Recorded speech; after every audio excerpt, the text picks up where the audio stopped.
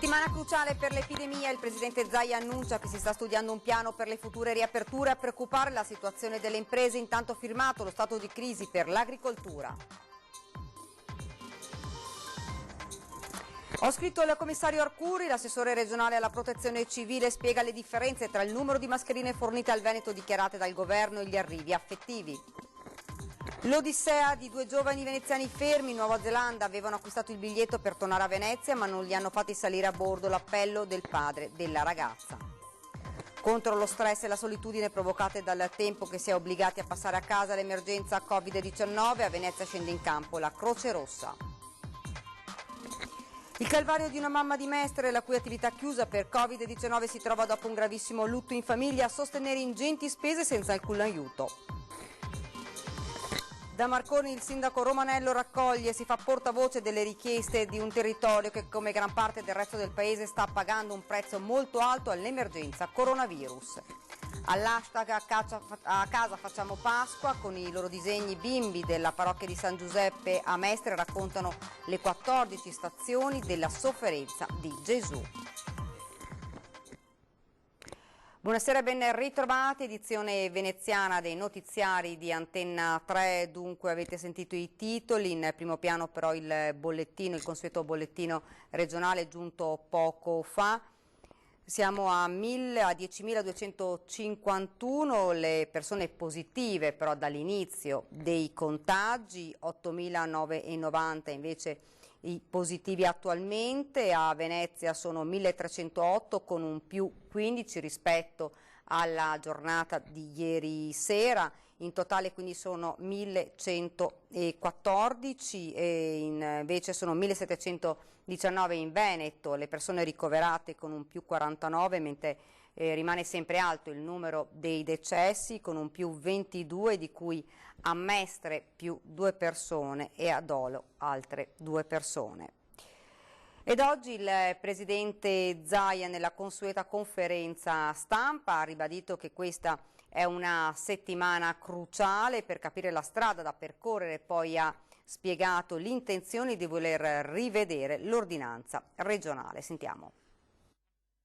Chiedo e chiederemo ancora sacrifici fino a Pasqua. Se è vero che per il secondo giorno consecutivo si registra un calo dei ricoveri per coronavirus negli ospedali veneti e una diminuzione degli accessi alle terapie intensive, è altrettanto importante in questa fase non abbassare la guardia. Non vorrei che qualcuno, preso dall'eroismo, cominciasse a pensare che è finita. La guerra contro il Covid dunque non è ancora finita e, come accade al fronte, l'attenzione non va mai abbassata.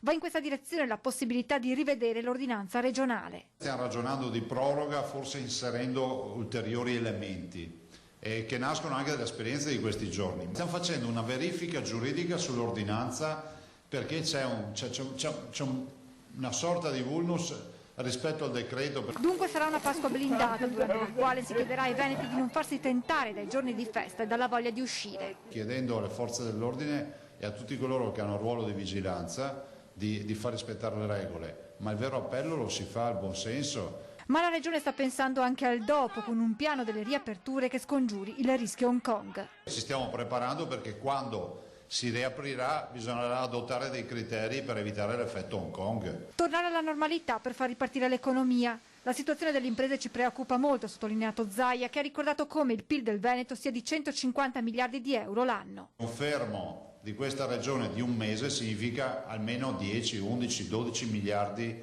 di PIL perso.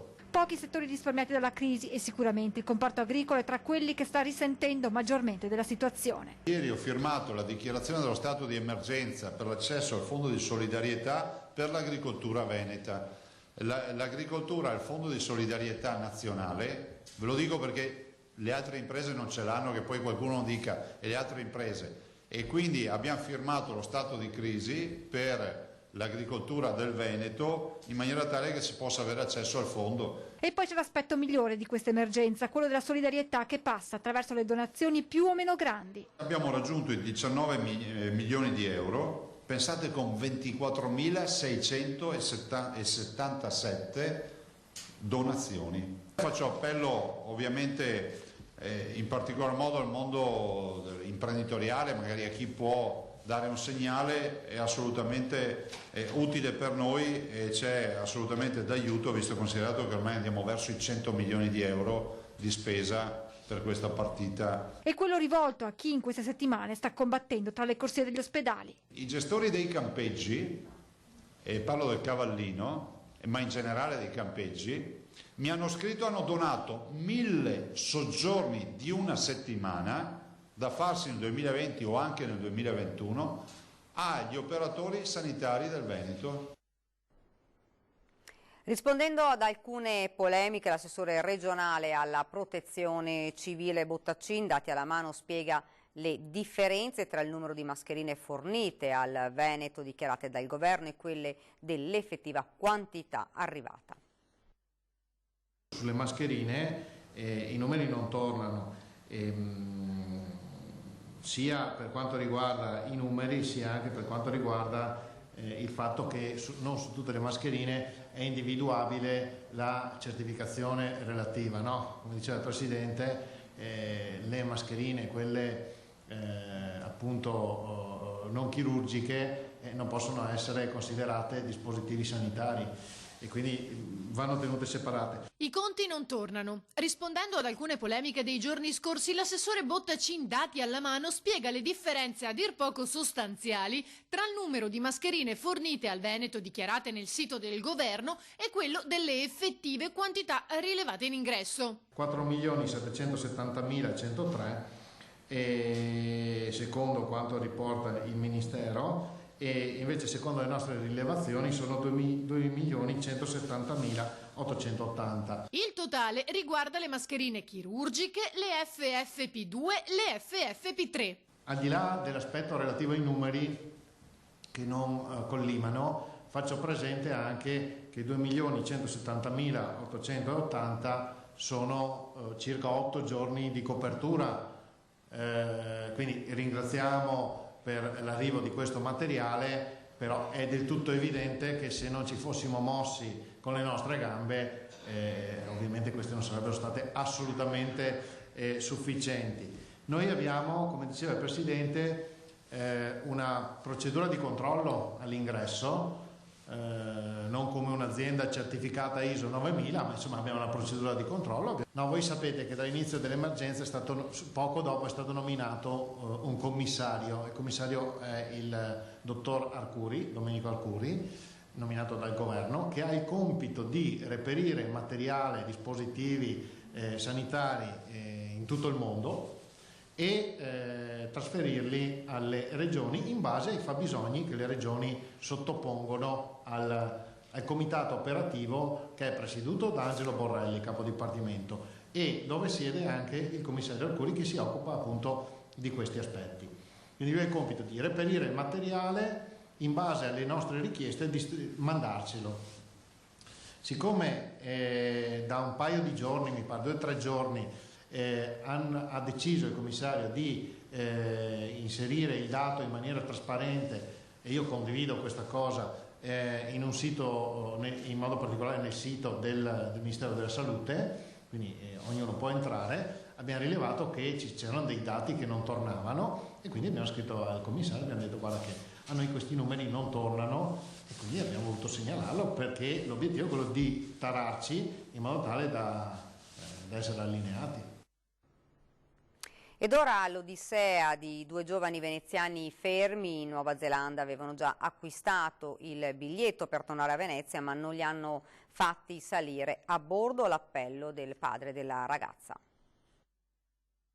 Avevano in mano il biglietto del volo aereo già pagato, ma al momento di partire non li hanno fatti salire a bordo perché italiani, per paura del coronavirus.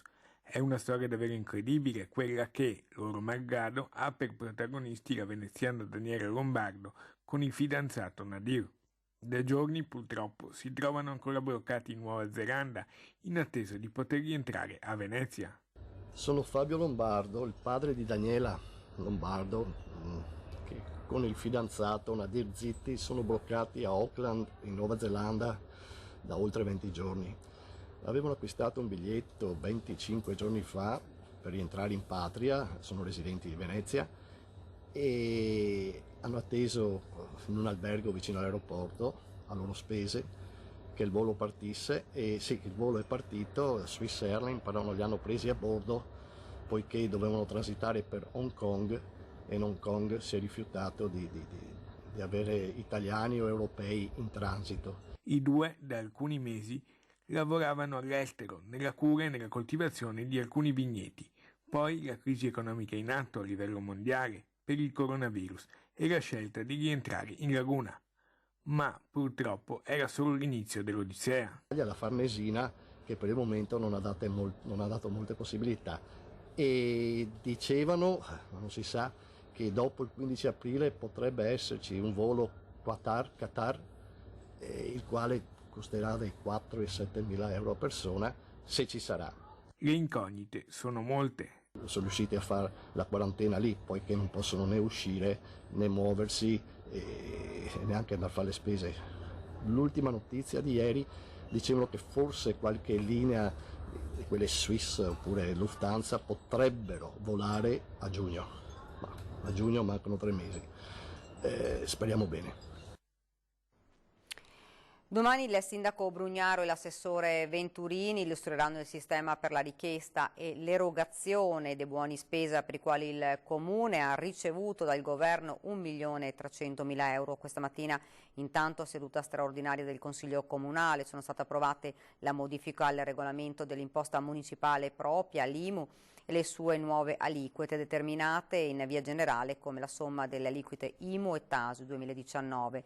Per quanto concerne il regolamento IMU, è stata introdotta la possibilità di posticiparne i termini di versamento a seguito di situazioni particolari. Contro lo stress e la solitudine provocate dal tempo che si è obbligati a passare in casa per l'emergenza Covid-19, a Venezia scende in campo la Croce Rossa. Un supporto psicologico per poter venire in aiuto in questo momento alle persone sole, ma non solo, anche alle famiglie, a chi sente la necessità di poter esprimere le proprie paure, la propria inadeguatezza, oppure anche solo per capire quello che sta succedendo. Garantire un sostegno psicologico e assicurare un ascolto competente degli aspetti emotivi causati dalle restrizioni in vigore per contenere il contagio da coronavirus. Il numero verde gratuito 800 93 6611, nato da un accordo tra Comune di Venezia e Croce Rossa, si propone come un aiuto per lenire lo stress, il senso di solitudine e l'isolamento causati dall'emergenza sanitaria. È un momento difficile per tutti, anche per molte famiglie, per molte persone che sono sole, e in questo caso un supporto di una persona al telefono formata e capace di capire i bisogni delle altre persone è fondamentale. Il Comune di Venezia e la Croce Rossa offriranno un numero verde a cui i cittadini possono chiamare dalle 15 alle 18 tutti i giorni da lunedì al venerdì per un confronto, un supporto, un'assistenza, un momento di sollievo. È un servizio gratuito, ovviamente, ed è un servizio che durerà fino alla fine dell'emergenza. La diffusione del virus sta rallentando, ma non si può abbassare la guardia. Il mese di aprile sarà decisivo per la fine dell'emergenza, ma per molte famiglie potrebbe essere anche quello più difficile da superare, sia dal punto di vista economico, e qui sta per partire la procedura di rilascio dei buoni spesa, per i quali Cafarsetti ha ricevuto dal governo 1.300.000 euro, che dal punto di vista psicologico. Noi abbiamo ben accettato dal sindaco e dalla giunta di poter dare il nostro supporto con i nostri psicologi, che sono preparati per le emergenze e sono molto specializzati, e questo servizio sarà dalle 15 alle 18 nei giorni feriali.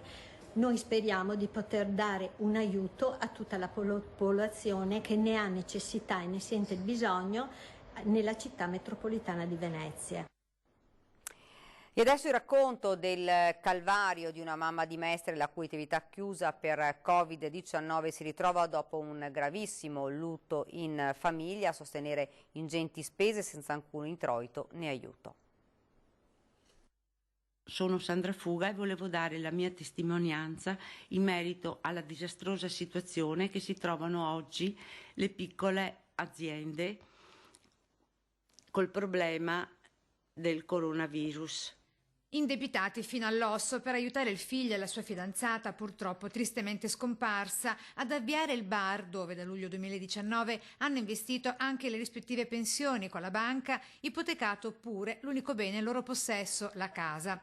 Ora per emergenza Covid-19 il bar è giustamente chiuso, ma restano i 5.500 euro mensili da pagare per cambiali e affitto che corre maledettamente come il virus, con la banca che non concede né un piccolo fido e nemmeno, come previsto dal governo, il sostegno alle attività di impresa per le emergenze in corso, in quanto l'istituto di credito chiede il piano triennale di rilancio. Accade in Centramestre, proprietari del Ciringhito, già fortemente provati a gennaio scorso per l'enorme disgrazia subita, l'improvvisa perdita di Sara Michieli di Mestre, scomparsa a soli 25 anni nel tragico incidente in via Caltana, Santa Maria di Sala. È proprio Sandra, la mamma di Nicolò, il proprietario del bar, a raccontare il calvario di questa piccola azienda chiusa da Covid-19. Oggi, con la chiusura del locale dal 12 marzo, siamo senza nessuna entrata, però ci sono delle spese che non sono state sospese.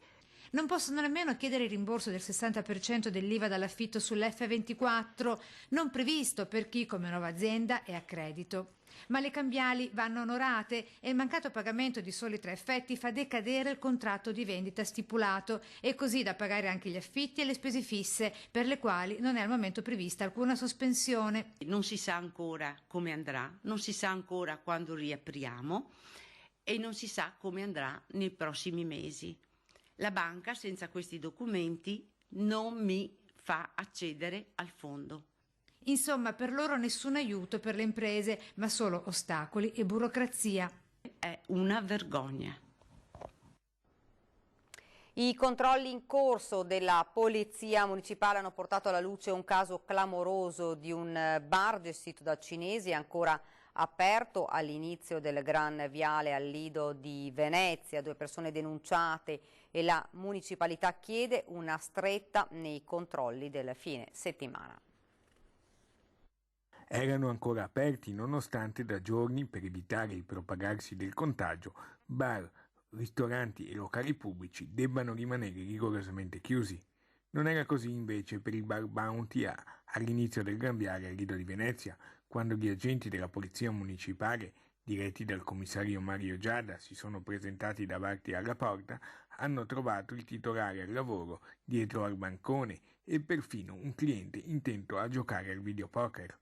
La municipalità del Lido Prenestina chiede una stretta sui controlli anche in vista di Pasqua. I controlli sono fondamentali per far sì che il decreto venga rispettato. Purtroppo la durata delle restrizioni è direttamente proporzionale a quanto la cittadinanza saprà rispettare e quindi contribuire indirettamente alla riduzione della diffusione del virus.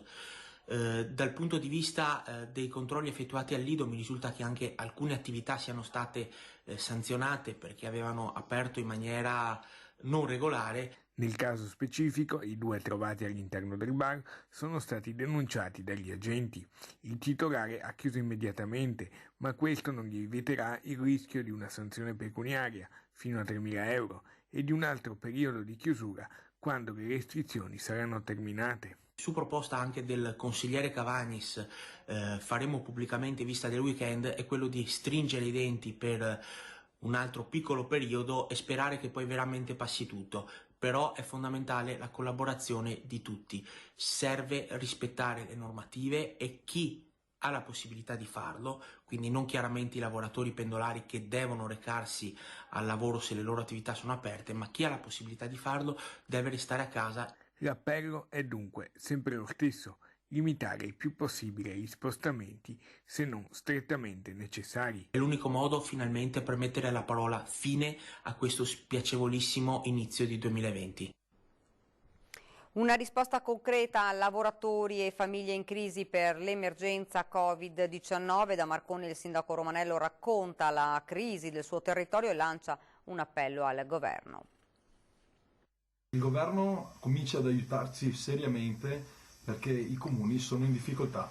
E questo è l'appello che mi sento di fare agli organi istituzionali competenti, perché in questo momento particolare per la mia comunità, come in generale per tutta la questione veneziana, imprese, lavoratori, partite IVA, artigiani si sentono abbandonati a loro stessi e per noi è ulteriormente difficile dare risposte concrete e reali. Da Marcon il sindaco Matteo Romanello raccoglie e si fa portavoce delle richieste di un territorio che, come gran parte del resto del paese, sta pagando un prezzo molto alto all'emergenza coronavirus. L'allarme sanitario, con le inevitabili chiusure di attività economiche e produttive e le restrizioni agli spostamenti personali, sta generando pesanti contraccolpi sia dal punto di vista macro e microeconomico che da quello psicologico. Sono moltissime le imprese locali, artigianali, industriali e commerciali del nostro territorio che stanno soffrendo e chiedono aiuti concreti. Queste ripercussioni si avranno inevitabilmente nei confronti di famiglie, lavoratori e tutto quello che è il nostro tessuto sociale. Aumentano in maniera enorme le liti domestiche e le problematiche nei nuclei familiari.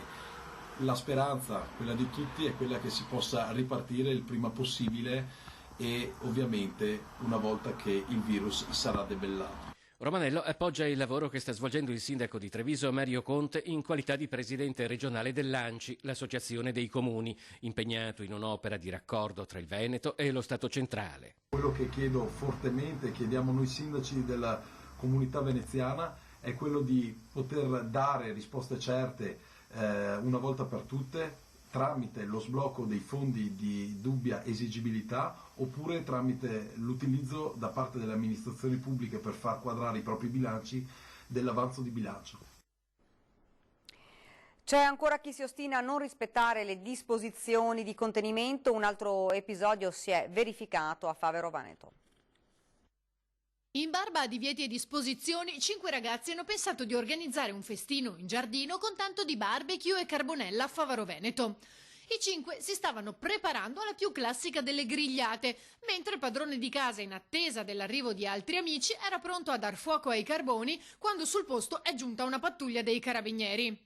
I militari, che hanno identificato i presenti per poi sanzionarli, sono certi che la festa fosse aperta a molte altre persone, perché si sono resi conto che più di qualche auto, una volta imboccata la via che porta al condominio, alla vista della vettura di servizio abbia fatto retromarcia per tornare indietro e salvarsi così dalla sanzione. Ieri gli agenti del commissariato di polizia di Mestre hanno eseguito un ordine di carcerazione di 2 anni e 4 mesi nei confronti di un cittadino 49enne di origini campane, residente a Mestre. Era stato arrestato nel 2017 per una rapina a mano armata avvenuta in una tabaccheria a Zelarino, durante la quale, in concorso con un'altra persona, era riuscito ad impossessarsi di circa 2.000 euro. Nonostante la fuga, i poliziotti erano riusciti a ricostruire l'accaduto e a rintracciarlo. In attesa della conclusione del procedimento penale è stato sottoposto agli arresti domiciliari, poi all'obbligo di firma. Hanno lanciato l'hashtag A casa facciamo Pasqua. Con i loro disegni sono i bimbi a raccontare le 14 stazioni della sofferenza di Gesù, lavoro nato via mail e WhatsApp in questi giorni di quarantena dai bambini, genitori e parroco della comunità di San Giuseppe di Mestre. Dal Vangelo secondo Matteo. Pilato, presa dell'acqua, si lavò le mani davanti alla folla che gridava: "Crocifiggilo, crocifiggilo!" Ecco il frutto di una piccola rete comunitaria. In una famiglia una ragazzina, Anna, l'artista, dipinge la Via Crucis. Per raccontarla, tanti suoi coetanei mettono le loro voci. Dal libro del profeta Isaia: egli si è caricato le nostre sofferenze, si è addossato i nostri dolori, e noi lo giudicavamo castigato, percosso da Dio e umiliato. Egli è stato trafitto per i nostri delitti. Sono tutti compagni di scuola e di catechismo, di quarta e quinta elementare, della parrocchia San Giuseppe del villaggio San Marco a Mestre, con la regia del parroco Don Natalino Bonazza, da sempre il padre spirituale della comunità, come si evince da queste immagini girate prima dell'emergenza in atto. Dal Vangelo secondo Luca. Era verso mezzogiorno, quando il sole si oscurò e si fece buio su tutta la terra, fino alle 3 del pomeriggio. Insieme hanno lanciato l'hashtag A casa facciamo Pasqua, con i bimbi coinvolti in questi giorni di quarantena, i genitori e gli animatori dell'Azione Cattolica. Il Don fa il montaggio ed ecco il risultato. un dono per tutti, dalle famiglie a chi vive in compagnia di se stesso.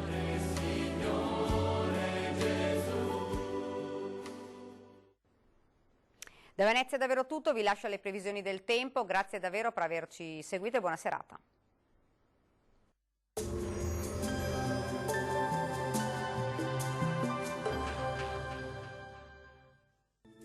Bentrovati al meteo. L'anticiclone si fa via via più intenso sull'Italia, imponendosi anche sul nostro territorio. Dunque, bel tempo. Il dettaglio di venerdì 3 aprile. Sul Veneto sarà asciutto con ampio soleggiamento. Su tutti i settori della nostra regione il cielo si presenterà sereno o al massimo poco nuvoloso, salvo per isolati addensamenti, ma senza ulteriori conseguenze. Temperature in aumento, minime tra lo 0 e i 4 gradi, massime comprese invece tra 14 e 16 gradi. Ci spostiamo ora sul Friuli Venezia e Giulia, anche qui tanto sole ovunque, non sono attese precipitazioni, sarà possibile solamente qualche nube in più sui settori montuosi. Temperature minime tra 1 e 5 gradi, valori massimi oscillanti invece tra i 13 e i 16. Uno sguardo infine al Trentino Alto Adige, bel tempo solo con qualche addensamento in più sui settori settentrionali della regione. Temperature minime tra 2 e 3 gradi, massime invece intorno, vedete, ai 17 gradi. Dal meteo per ora è tutto, vi auguro un buon proseguimento con Antenna 3. Arrivederci.